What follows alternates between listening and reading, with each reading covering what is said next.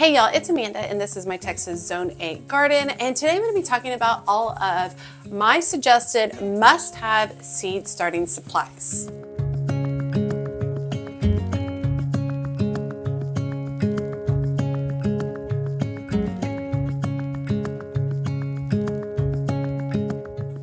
Okay, so I've been seed starting for quite a while, 9 years now, a while, and I've learned a lot.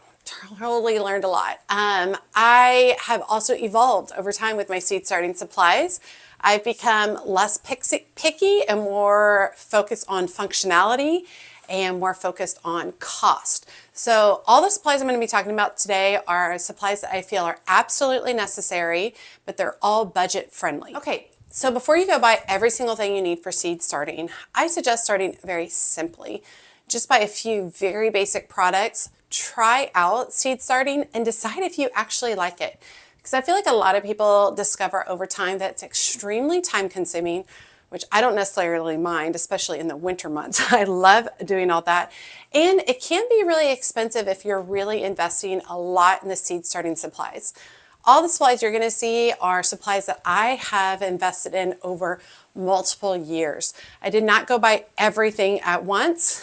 I've also tried a ton of products that I didn't like. So one thing that's really nice about the list you're going to see is it's all the stuff that I really like and that I use on a daily basis. I also want to make sure that you all understand that I'm not receiving any kind of kickback from any of these companies. Basically, these are supplies that I really love and that I use. They're not supplies that was given to me by a company. They're not supplies that I've been paid to talk about. These are supplies that I absolutely, truthfully, honestly use for myself and suggest for others. And then last thing is, last year I put this video out in January. This year I wanted to put it out in November prior to Black Friday sales and prior to the holidays, in case you want to add these to your Christmas wish list, and then you'll be ready to go in January. In the past, when I've started talking about this in January, a lot of people have had to get on and they've ordered all their stuff and they end up being kind of a couple of weeks behind where I'm at. So this will allow you, if you get your supplies going, this will allow you starting in January to really just kind of line up and start seeds right when I'm starting them, which is really fun to kind of just grow along together, because it's really fun to gauge how quickly our seeds are growing versus somebody else's. We can deal with problems and we can also celebrate our successes. Okay, so the first thing we're going to talk about are seed starting trays, or the cells that you're actually going to start your seed trays in. I use these very basic seed starting trays from Amazon. They come with the dome, which has an adjustable humidity aspect. So when it's open, you're allowing the humidity out, and when you're keeping it closed, you're keeping all the humidity in. It also comes with a reservoir, and that's this part right here. So this is what holds all the water. And then it comes with a set of 12 seed cells all in one. I'm currently propagating in this particular set, and it's actually looking really good. Now, I start with these smaller seed trays. I used to do the big 72 cell seed trays and found that it's just too much for me and for my needs. I typically like to start these smaller ones. It allows me to be very precise with the seeds, because I'll just put 12 of the seeds that I need in this particular one instead of having to sow 72 of one particular seed. So some of y'all might be asking, well, Amanda, why don't you just put multiple different varieties of seeds in the 72 cell tray?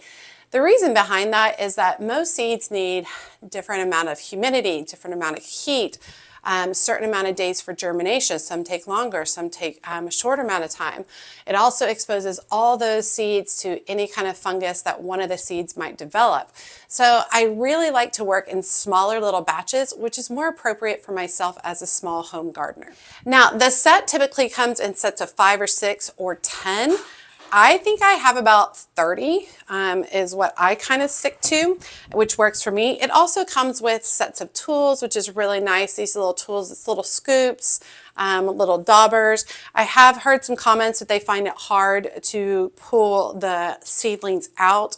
I use a little spatula thing that it comes with to pull the seedlings out, and that works really, really well for me. And most of these trays that I currently have are 3 and 4 years old, and they're still wonderful. Haven't had to throw any away because they're broken. Been very, very happy with how long these have lasted considering the price. And the price is low, which is great. Okay, so we've got our basic seed starting trays right here. So the next thing we need is soil to put in it. Now, I do not use the typical seed starting mix soil, and that is something you can use. This is what I've used in the past, Jiffy seed starting mix, and I still have some of it just because I haven't used it. And this is definitely what a lot of gardeners suggest. And basically this is a very, very fine grained soil that works really, really well for seed starting mix. It does not have any kind of fertilizer or nutrients in it whatsoever. So once your seeds have sprouted, you do have to get after it pretty quick, fertilizing them. But I no longer use this, and I no longer use it because I think it's expensive, and I don't think it's necessarily necessary for seed starting. Now, I use just a basic potting soil. My favorite potting soil is a Burger BM7 potting soil that I get from Homegrown in Farmersville. That you don't have to use that particular variety of potting soil either. What all you need is a fine grain potting soil. That's what you need. You need something that doesn't have massive pieces of bark in it. You need it just to be fine grain. Even if it does have massive pieces of bark, you can pull those massive pieces of bark out. That's not a problem. And basically, I use that potting soil and it works great for my needs. Do I think I would have more success with seed starting mix, buying the like expensive kind? Maybe. But not enough success to warrant me spending more for the seed starting mix. I've been very happy with the amount of seedlings I get just from using the potting mix. And you're going to hear a lot of different things as I'm talking through this video that are going to differ from other people. And I think it's really important to remember that just because something works for one gardener does not mean it's a cover-all for everybody. I highly encourage you to try some different things, find out what works best for you, and don't be disappointed if it didn't work for you. There might be a different method, a different tool, or a different product that works better for your situation. And that's what these are. These are the products that work really, really well for someone like myself who's on a budget, and I have a very small garden, and just kind of working with the way I am as a person. And these products have all been successful for me for multiple years. Now, there are a whole bunch of seed starting tools that you can purchase. I have found that you can really just get away with something as simple as like a pen. Make a little hole, put your seed in, cover it back up, no problem. My hands work great too. I work mostly with my hands. The seed starting trays I showed you earlier, they come with a set of tools, which is great. Sometimes I use them, sometimes I forget them. It really just depends. I don't necessarily believe in the fancy tools for seed starting. I think you can get just, like I said, very basic pencil, pen, and hands. So don't fall into that trap in the beginning, buying all that stuff, because you can really just be more cost effective sticking to your basic supplies. In the future, if you want to be fancy or you want pretty, you can totally invest in some of those. But in the beginning, just start simple.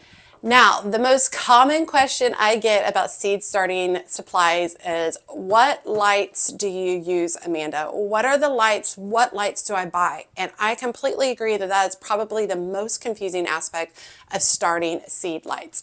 And I probably tried 6 to 8 different types of lights over the years. And more than anything, I found that the cheaper lights actually work really, really well for me.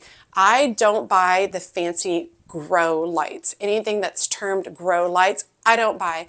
I feel like they tend to be 4 to 5 times more expensive than the shop lights that I'm going to be using. A lot of people will talk about, well, do you have the full light spectrum that you need for your seedlings and your plants and stuff? So far, so good for me. Haven't really had any kind of particular issues. I also don't grow very specific things like something like African violets that need a very specific light spectrum from the lights. I don't do that. I'm basic seed starting, and what has worked best for me are some very basic shop lights. Now I'm going to put a picture here, and these are also linked in my Amazon storefront. So these are shop lights, not grow lights. These are something that you put out in your garage and utilize. They have worked great for me, and they are my current favorite ones. When selecting lights, they need to have at least 3,500 lumens. That's the amount of sunlight that they're putting off, or light that they're putting off. At least 3,500 lumens. However, more is better in my opinion. The lights that I currently have below and that are listed in my Amazon store have 13,000 lumens. 13,000 lumens, a lot of lumens. They put off a ton of light, which works really well for me. They're about 4 feet long, which fits all my shelves really well. And if you've been following me for some time, you even know that I have lights underneath my dining room tables for taller plants. And these lights are great. It's typically 2 sets of these lights, so 2 lights in a container, and it's typically around $50 for those 2, which I find to be a fairly good price. I just checked today and there was a $10 coupon on Amazon if you're interested in checking it out to order those. But these are the lights that I like. They're easy to hang up. They're, they're kind of cumbersome because they're shop lights and they're not as pretty as probably grow lights are, but that doesn't really matter to me. Functionality is super important. So these fit my needs and they fit my budget, and they want, more than anything, help me produce beautiful seedlings and plants. But yeah, lights is something that really confuses a lot of people. And so I wanted to keep it simple this time and just be like, these are the lights that I like. Get these lights, you'll be good.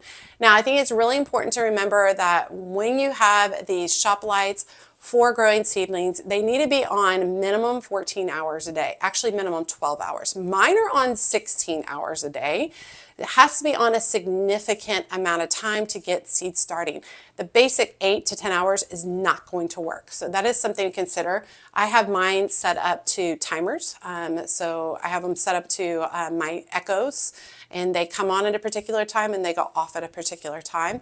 But they are on 16 hours a day. Now, a lot of people ask, well, can I just start my seeds in a window? Most likely no. Your window would have to have a significant amount of light coming in through that window every day. Most likely you'd want a south-facing window so that it gets light all throughout the entire day. Truthfully, especially during the wintertime, that sunlight is typically not enough to really get seeds germinated. So I highly suggest that if you want to start seed starting, you start with these shop lights. Don't go buy a bunch of seeds and all the seed trays and all the soil and then pop everything onto your window hoping for the best, because most likely they're either not going to germinate or they're going to be very leggy seedlings. And I will have a future video where we will talk about different things that you might deal with seedlings regarding problems and that kind of stuff. Basically, a leggy seedling is one that gets really stretched out and then it just falls over. But yeah, I get lots of questions about the windows. For me, it's a no. It's not going to happen. It's not going to happen in my house. I don't have the perfect spot, and I have a house that really does face true north and south, and I still don't have a really good spot for it. So be aware of that situation. Don't get confused and spend a bunch of money and start all of them on your windowsill. I highly suggest wait, save up, get the lights that I'm suggesting, and go for it that way. Okay, let's talk about some more detailed supplies. Potting up containers. Potting up is the process of basically taking these little bitty seeds that we started in these seed cells, taking out the plant and putting them into a larger container. I just reuse all of my nursery pots, and I've used them for years and years and years. I like the little 4x4 ones. I keep my quartz. I basically keep anything and everything. There's 1, 2, 3, 4, 5, 6 different types here. Whatever works for you. I highly suggest saving these instead of investing in new ones. It reduces the amount of plastic that we are, putting into our earth, and it's cheap, free, right? So just save all that stuff and use these as your potting up containers for later on in the process when you have beautiful seedlings that need to be going into a larger container. Okay, next on the list are 10 by 20 trays, water reservoir trays. The 10 by 20 is the standard, 10 inches deep by 20 inches long. They tend to be, or I guess this is the depth, 10 inches wide, 20 inches long, and about a 2 to 2.5 inch depth. These are really great for a number of reasons. They're really great for putting in your potted up containers, and then you can put water at the bottom and it sucks up the water in the containers, which is really great. Even these containers, as you're going along, if once all of these are sprouted and they're good to go, you can take them out of their basic water reservoir and you can put 6 of them in one of these containers. And then you only have to water this one container instead of 6 little individual ones, which works really, really great. I have purchased a lot of these 10 by 20s over the years, and I really love the quality of the particular one that I have in my Amazon shop. I think it's like a Rue Rooter or Rue something tray. They're really, really good, a little bit more expensive, but these guys are strong. These guys are strong. They're not super bendy. There are some that you can get by like Jiffy. Don't do it. Don't do it at all. In fact, here's a Jiffy top. And you can see how thin and flimsy this is. And so I highly suggest just getting the nicer ones, because the cheaper ones, they're going to crack. They'll barely last you a year. Now, I do have some large 10 by 20 domes. That is for when I start a whole bunch of seeds for my friend Kristen, who has a much larger property for me. And that is the point in time where I will typically start 72 of one variety, but I don't use these very often. So if you're going to be working with these, don't feel like you have to buy the lids to the 10 by 20s. You're not going to need them. You're only going to use the lids at the very beginning of germination, and then we take those humidity domes off after that. But definitely you need to have at least a pack. They typically come in sets of 10, at least a pack of 10 by 20 water reservoirs or seed starting trays. Okay, next is a soil mixing tray. Now, you don't have to have this. You can use a big bowl. You can work outside, whatever works for you. I work inside on my dining room table, which is an antique that belongs to my grandmother. So I need a tray to work on. Now, you can get those hard plastic trays that a lot of the other gardening YouTubers use. Those are pricey and they're cumbersome for me. Because they don't fold down or reduce in size, and I have limited space. And so what I've worked with is just this basic flat green seed starting tray. It has snaps on the sides so that the edges come up when you're working. I love it because I can even leave soil in it, crumple it up, and just put it away, out of the way. It's also easy to take outside, clean off, dust off, whatever. It's also quite large, which I really like that too. Because it covers more space than some of those just hard plastic containers. This one's obviously very cost effective. It is waterproof, so I can put soil and water in here and not get it all over my table. This guy is going on its 3rd season, and I have not had to replace it. No holes, no cracks, no nothing. And I use and abuse it. Like this is how it looks most of the time. I just stuff it into a corner. This has worked great for my needs, and it's very, very cost-effective option as opposed to the larger, big, hard plastic ones. I'm having to pull all the things down. Okay, so next on my list is a heat mat. Heat mats, I get a lot of questions if a heat mat is necessarily. So this is a heat mat, a Seedling heat mat. They're typically about the size to fit those 10 by 20 containers. Fits right underneath it, just like that. For these smaller containers that I suggest, 6 of them will fit on each heat mat, which works really, really good. Heat mats are a necessary expense, and I do feel like these are the more expensive things. Sometimes you can get some deals on them. I have 1, 2, 3, 4. 4 is plenty for what I need. I did not buy all 4 at once. I bought them over time, which I think is important to point out. You can even find a lot of this stuff on Facebook Marketplace, especially heat mats, so check that out. So heat mats are necessary because we all garden in different places, right? I start my seeds inside. Some people start in basements, some people start in their garages, some people start in greenhouses outside. Everybody starts in different places, right? But seeds they have different requirements for temperatures to be able to germinate. Some seeds, like zinnias, they need warmer temperatures in order to germinate. So a seed starting that is necessary for that. A lot of these will go up to like 80 degrees, 80 to 85 degrees, which is really great. Some seeds, they don't need the heat, so you don't have to put the heat mat underneath them. But they are a necessary expense, in my opinion, if you want to get really great seed germination. So a lot of times you'll see me with these set up all along this back area where I'm starting all my seeds and I can see them quickly and I'm moving things on and off and all that kind of stuff. You really only need this heat mat for the germination or the starting process, getting it started. Once it has germinated, typically you can go ahead and move that seedling off of the heat mat and allow it to continue on. Now I say that based on how I grow inside. If you grow in a much colder place, that might not necessarily be the situation. But for me, mine's indoors, so typically during the winter we're at 65, 70 degrees inside, and so it's no big deal to get them started on a warmer temp and then pull them off and allow them to continue to grow. Now there's much larger seed mats where you can get them like really huge and big. That doesn't work for me. It's too big and it doesn't really work for the amount of seeds I'm starting. Those work better for like farmers, in my opinion, or homeowners who are producing tons and tons. And I produce a lot of seedlings. I produce thousands of seedlings, and these do it for me. These are totally fine. Only need 4 of them. I stagger all when I'm starting all my seedlings. I don't start them all at once. And that also really works really best for me instead of starting everything at once. But yeah, heat mats definitely required. You're gonna need them based on the variety of seeds.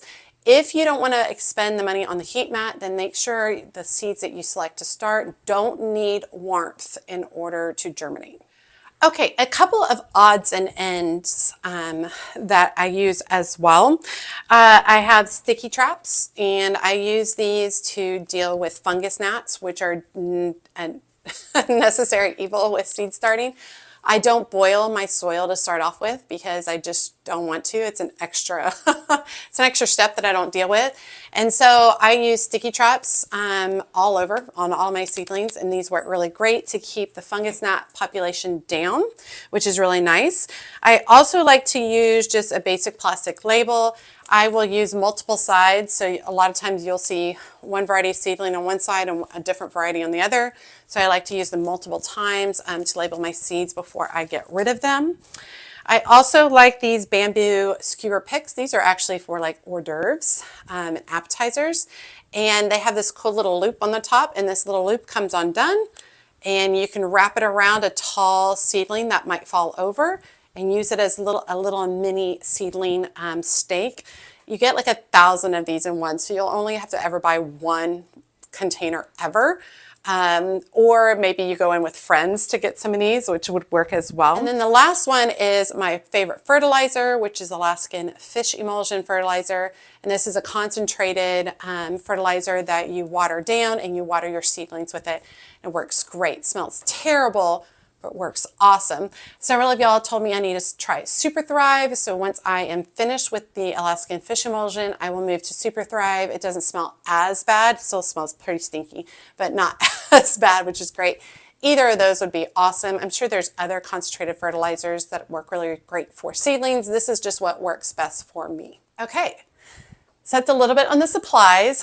I did want to approach a couple of things. Soil blocking. I no longer soil block. I used to soil block quite frequently. I don't enjoy it. I don't like the process. It hurts my hands. I get frustrated with it. I find it more time consuming. Yes, you don't have to buy seed trays, but the amount of time I have to give up for actually creating soil blocks is just not worth it for me. I'd rather just buy the seed starting trays. And I have very strong hands, and my arms are very strong, and it kills my hands, and I don't want to. I don't want to do it. So if soil blocking works for you, absolutely. Also, if you're someone who's going to produce, tons and tons and tons and tons of seedlings, I can see that soil blocking would work really, really well. You can start more. It takes up less room. I mean, there's a lot of great benefits on it. I just don't enjoy it. It hurts my hand, and I don't want to do it. So I don't. Which is something you should really think about with gardening. I am very adamant that there's only one way with gardening. You need to work for your way. Find out what works best for you. Take these ideas from different gardeners like myself or whomever, and then rearrange and rework them to work what's best for you. Just because something's super popular or a big time YouTube gardener is doing this doesn't mean you have to do it. If you want to try it, that's great. If you not interested and don't want to spend the money on something, that's great too. If you want to watch how it evolves for a couple of years before you jump on that bandwagon and try it out, absolutely. But really definitely be flexible in that you don't have to absolutely mimic every single thing that you see another gardener do. You know what works best for your garden, you know your space, and you know your environment. Even if you're a new beginner gardener, you're going to learn so much from each failure. Every single failure isn't a failure, it is a teaching lesson. So you're going to learn what works best for you and what doesn't. I can't tell you how many times I've messed up. I've messed up more than I've succeeded, especially in the beginning. Tons of screw-ups and mess-ups, and I've gotten less and less and less as I've gardened longer, and then I'll try something new and I'll have all these screw-ups again, and then I'll get less and less and less as I know more about it. So part of the gardening experience is the failures versus the successes. So don't get down if something doesn't work out right away for your seed starting. All right, I hope you guys enjoyed that. I also recently did a video with a tour of my grow room space. So I'll put that link down below in the video description. I also have the link to my Amazon storefront down low. If you're interested in trying them out, seeing the links and ordering anything from it, feel free to do so. I do get a very, very, very small percentage. Well, I should say percentage. It's like 1 to 2 cents per dollar, which is fine and great. But if you don't want to use those links and you just want to like look it up and then go straight to Amazon, you can do that too. Either one works fine for me. I just want you to be able to access the supplies that I'm talking about. Okay, so we've talked about the grow room, we've talked about the supplies, and we're going to be starting seeds soon. We're going to be focusing, in the beginning, we're going to be focusing a lot on perennials, starting a lot of perennials now so that I have larger plants come March, April, May when I determine it's time to plant them out. I'll be starting a lot of perennials. We're also going to be starting some basic annuals, including geraniums and petunias, and those will be for early spring planting. But it's going to be fun. I'm really excited to really get stuff going. It feels really good because typically I'll wait till January in the past years to start stuff. Last year I started earlier in November and December, and it was so much easier and so much better. I am so glad I did that, and I will be doing that from now on. It felt less stressful trying to get everything going. I also saw green, beautiful things earlier on in winter, which is really nice, which is the time when I wish I was gardening, but I can't be out there gardening, which is really, really great. It allowed me to spread it out. All of my seed starting videos, I will just be doing a few different varieties of seeds, and I will walk you through the process. No matter how simple the process is, I will go step by step, showing you how to start these different seeds. A lot of people love the seed starting series that I did because it's just really easy for them to follow along. You know, they can just grab on the seeds that whatever I am starting, and they can start the same thing, follow the exact same process, and go for it. So I really get looking forward to getting all of those started. All right, you all, drop your comments below. Let me know what seed starting supplies you feel are necessary and what you think are a waste. We're all going to have differing opinions on that. Also, if you feel like there's a particular product that you think is just superior to everything else, let us all know about that as well. As always, make sure you like, comment, and subscribe to the channel. Every time you like and comment, it helps grow my channel so much. If you don't feel comfortable leaving a comment, just drop an emoji below letting me know you made it to the end and that you say hi. Also, make sure you are definitely subscribed to the channel because we are going to be basically producing videos at least 4 to 5 times a week. And so you want to receive an alert or message every time that I am posting. And be sure to check me out on my social media outlets, including Facebook, Instagram, and TikTok. As always, she's a mad gardener or a decorator or anything else that she wants to be. Thanks, y'all.